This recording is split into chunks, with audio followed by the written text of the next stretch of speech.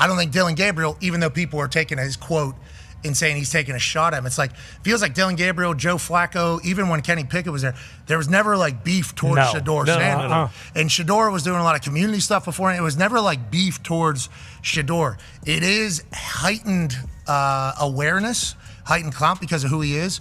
So he knows, he has to know that and understand that. Everybody's gonna talk about it, but like, there's definitely people in the NFL that are like, exactly. That is exactly what we thought. But you don't really hear Dillon saying like, Kevin, you don't really hear anybody that's actually in there being like, this guy is a nuisance or a pest. Or what just went down in college football might be the craziest thing Pat McAfee's ever lost his cool over. Dillon Gabriel got the starting nod, and suddenly McAfee's acting like somebody canceled his favorite beer line for good. Meanwhile, Shedeur Sanders is somewhere shining that diamond watch, probably wondering how the game turned into a full-blown circus. This meltdown, it's louder, funnier, and wilder than a reality show reunion with helmets on. Ghetto Tubi, if you're vibing with the chaos, hit that subscribe button. It helps way more than you think. Coach Kevin Stefanski got big mad when they referenced Shedeur Sanders' name every time. I told y'all, I think I've been told y'all like 3 months ago, this man Kevin Stefanski hates the Sanders family. I dropped a video where he went to ESPN Cleveland Radio, and him and that Fally Jock pig, they were making fun of Deion's new deal on Tubi. I don't even know if Deion Dill was on Tubi or Hulu, but they were laughing because it's a Tubi, I guess black people, ghetto, Tubi. Because trust me, McAfee Studio hasn't seen this level of madness since Aaron Rodgers started talking about UFOs on live TV. The second Dillon Gabriel's name popped up as the starter, McAfee transformed from the happy-go-lucky sports jester into a caffeine-fueled volcano of disbelief. It wasn't just commentary, it was pure emotional combustion. The man looked straight up betrayed by football itself. Dillon Gabriel over Shedeur Sanders? That's not strategy, that's a prank gone corporate. You could almost hear the espresso machine in the back tapping out like, I'm done.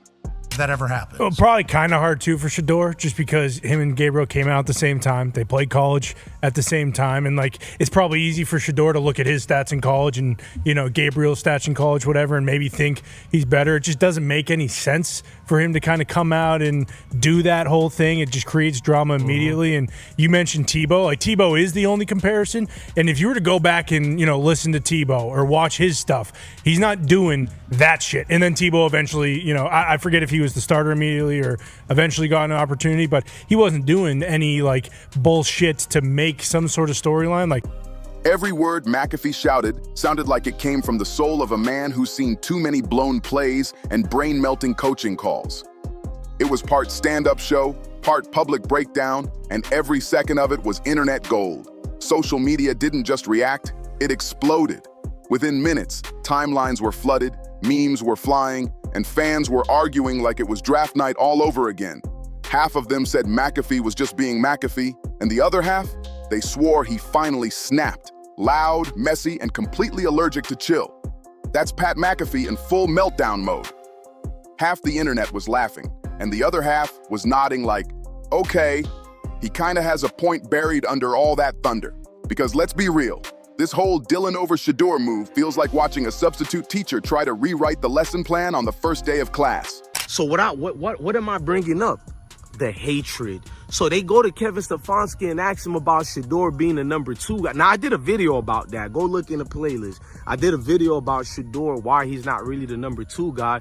Well, they don't want him. But Kevin Stefanski, he doesn't hide it, bro. He emphatically got mad. He gets infuriated anytime you reference Shedeur's name. Watch even during a loss, when they bring up Shedeur's name, the anger he has. See, his career is not in jeopardy. For some reason, Kevin Stefanski is probably sleeping with Dee Haslam. That's the wife of Jimmy Haslam. Something is going on over there. Dillon Gabriel? Oh, he's good. Sharp, confident, and smooth with that I got this energy. But when you're talking about Shedeur Sanders, Deion's son, the highlight machine, the media magnet, the face of swagger, you don't just bench him like it's no big deal. That's like telling Beyonce she can sing backup tonight. Technically possible, but morally off. McAfee wasn't just mad, he was offended.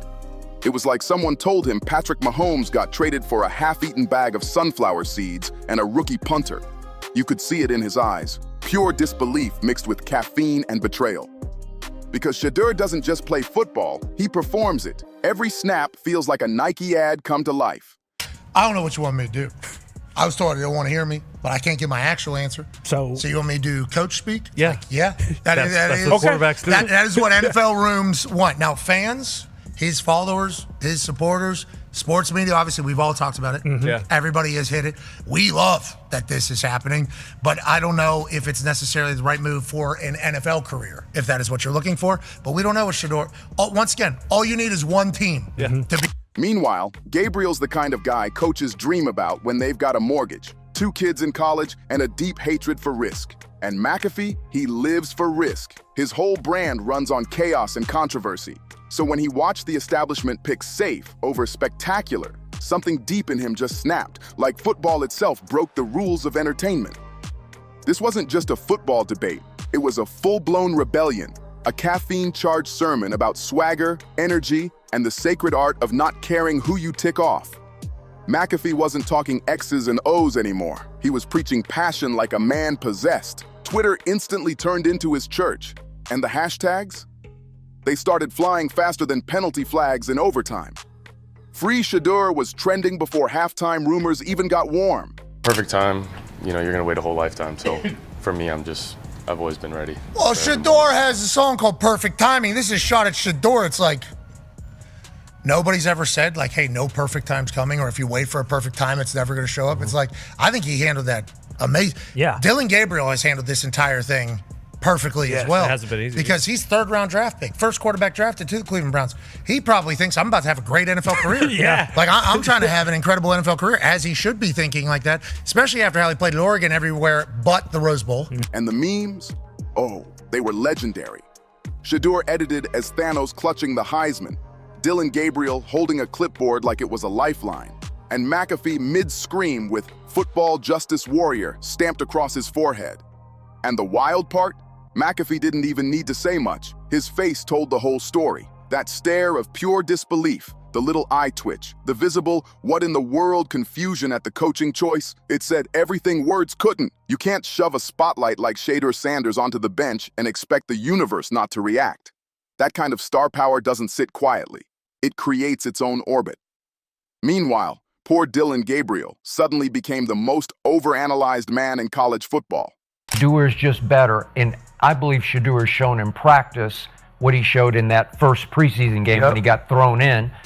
He just got it. He's deadly accurate. He's got command and poise for the position. He was born to play NFL franchise quarterback, and he will seize the opportunity if given the opportunity. Every throw, every glance, every nervous blink was treated like breaking news.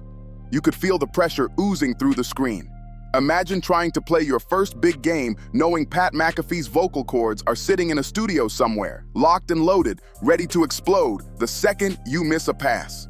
The funniest part about this whole circus? Suddenly, everyone on the internet turned into a quarterback coach overnight. Twitter looked less like a social app and more like a full-on football symposium. Half the fans were out here breaking down Dillon Gabriel's footwork, like NASA engineers analyzing rocket launches. The other half? They were comparing Shedeur's calm swagger to movie heroes. He's giving main character energy, one said. I mean, there's going to be a lot of pressure on Gabriel here. Joe Flacco should not be on the Cleveland Browns. But Shedeur Sanders, I think, should be the number 2 now if you bench Joe Flacco already. For the Browns, Flacco did not look good. It was tough. But I'm thinking about this. It's a tough thing for a rookie. This is his debut, okay? It's an international game, Gronk, in London. The opponent is the Vikings and Brian Flores, who blitzes and makes life hell for everyone.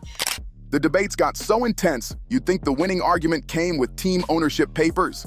But deep down, this isn't even about quarterbacks. It's about the story. College football runs on drama, and right now, Shedeur Sanders is the storyline. Every breath he takes gets clipped, captioned, and monetized. And the second his name popped into controversy, boom, everyone cared again. Dillon Gabriel wasn't just a starter anymore. He became the man who made Pat McAfee lose his voice. Meanwhile, Shedeur didn't need to say a single word. He probably saw the chaos, cracked a grin, and thought, perfect. Keep my name in your mouth because the more people argue about him, the higher his stock climbs. Dillon Sanders didn't raise just an athlete, he raised a walking marketing empire. Somewhere out in Colorado, Coach Prime probably leaned back in that designer chair, took a slow sip of whatever's in his glass, and whispered with a smirk, "They still talking about us, huh?" Mission accomplished. Back in McAfee's studio, though, the temperature was still rising. The man couldn't calm down if he tried. His co-hosts were glancing at each other like, do we call security or a therapist? Dillon Gabriel, no doubt about that. I mean, to go in, to your rookie season as a lefty as well, and to start overseas versus the Minnesota Vikings, where they know how to switch up that defense. They know how to disguise. That's what makes it so difficult on quarterbacks, especially for their first time seeing a live NFL defense in a regular season. I mean, there's going to be a lot of pressure on Gabriel here. And the Joe Flacco situation, I was saying at the beginning of the season when they had 4 quarterbacks on that roster, like Joe Flacco should not be on the Cleveland Browns. It just does not make sense. When you're It was chaos, comedy, and controversy all blending into one viral storm. The table might as well have been a drum set the way McAfee kept pounding on it in disbelief. It wasn't just anger, it was performance art mixed with pure passion. There's something raw about his outrage, like he's channeling every fan who's ever screamed at their TV during a bad call. McAfee doesn't do calm analysis. He does interpretive rage. And honestly, it's kind of beautiful to watch. College football thrives on stories, but too often, the machine chooses the safe one over the electric one. Dillon Gabriel's the veteran, steady, smart, dependable, the guy you bring home to mom. But Shedeur? He's the flashy newcomer, the headline magnet, the player who makes people tune in. Coaches love to say they don't care about noise, but let's keep it real. Noise sells out stadiums. Noise gets those press conferences popping. And McAfee, he sees through every bit of that safe game nonsense. He knows the difference between picking the reliable option and choosing the show. So check this out, good people. The Cleveland Browns have benched Joe Flacco and named rookie Dillon Gabriel the starting quarterback, the 3rd round draft pick, which he was the 2nd stringer, so if you're going to bench the starter, that's the right thing to do. If Dillon Gabriel is the 2nd string quarterback, we know Shedeur Sanders is on the team. He was drafted in the 5th round. But Dillon Gabriel should get an opportunity to go out there to see if he's the quarterback of the future, because they drafted him higher than they did Shedeur. His whole career was built on not playing it safe. He's chaos wrapped in charisma. So when football chooses to play it conservative, he takes it personally, like somebody outlawed fun. But here's the twist. His meltdown did exactly what college football needed. It flipped the switch back on. Now everybody's locked in, watching every snap like it's a battle between chaos and control. Every pass Dillon Gabriel throws feels like a test of the system itself. Every second Shedeur waits on the sidelines feels like a symbol, like the future's just sitting there, biding its time. And McAfee's fans, they're loving every bit of it. His rant has turned into a cultural moment, a meme, a motivational clip, even somebody's ringtone. You can practically hear him yelling in the background of every highlight reel, echoing through the chaos like the unofficial soundtrack of college football's latest soap opera. It's pure, beautiful madness.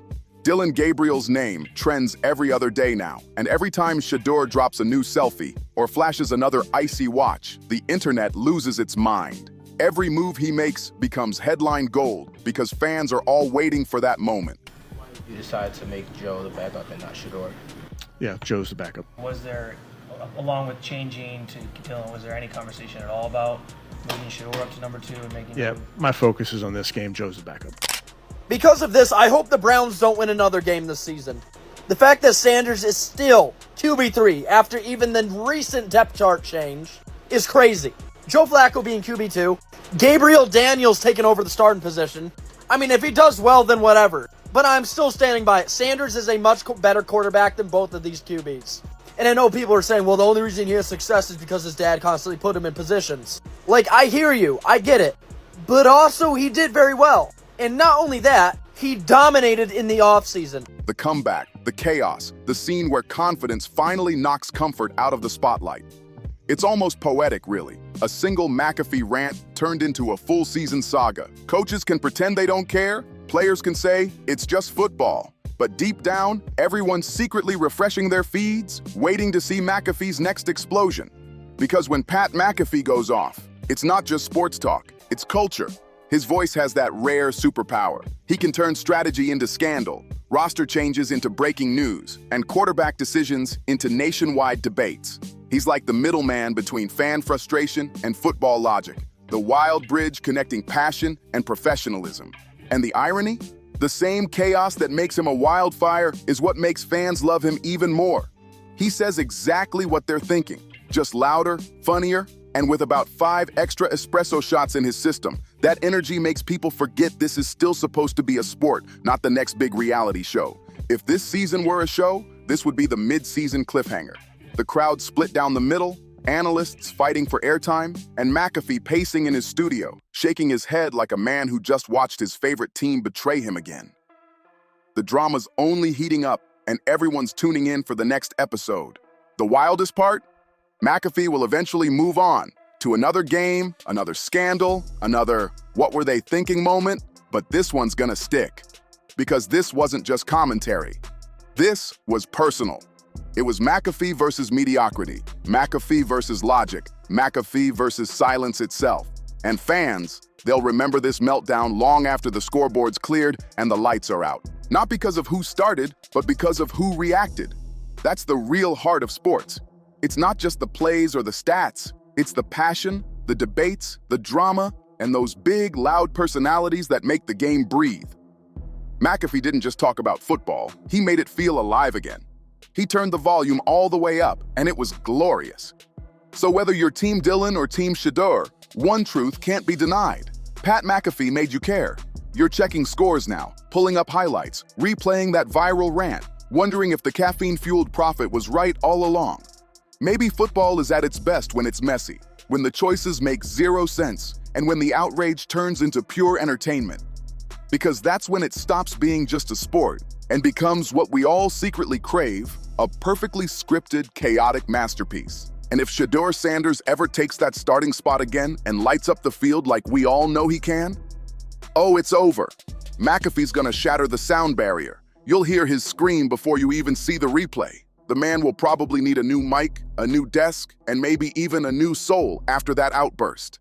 Until then, football remains the greatest reality show on earth. No writer, no director, no Hollywood producer could dream up something this insane.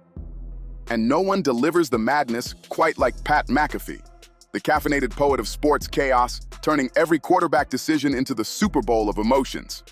Somewhere out there, a football god is laughing, because this isn't just competition. It's comedy, tragedy, and espresso colliding in glorious slow motion.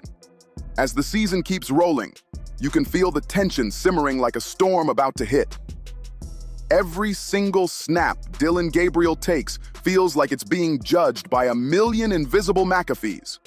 Every incomplete pass carries the ghost of that signature scream echoing across the internet, shaking timelines everywhere. And every camera pan to Shedeur Sanders sitting on the sideline, it feels like pure foreshadowing. The calm before the chaos, the hero waiting for his entrance music to drop. Somewhere out there, McAfee's probably standing on top of his desk again, screaming to the heavens, trying to declare football fun all over again. And the best part? It's a cycle we all secretly crave. The outrage, the redemption, the drama, the noise. McAfee isn't just reacting anymore. He's conducting it, hyping up the energy like a man born to narrate football's wildest soap opera. At this point, it doesn't even matter if he's right or wrong. What matters is that he made everyone feel something. Because in today's world of football, where stats and strategy can blur together, raw emotion, rage, laughter, shock, that's the real win. So make sure to like, comment, share, and subscribe. Because trust, this story isn't done yet. And you don't want to miss the next explosion when the chaos comes full circle.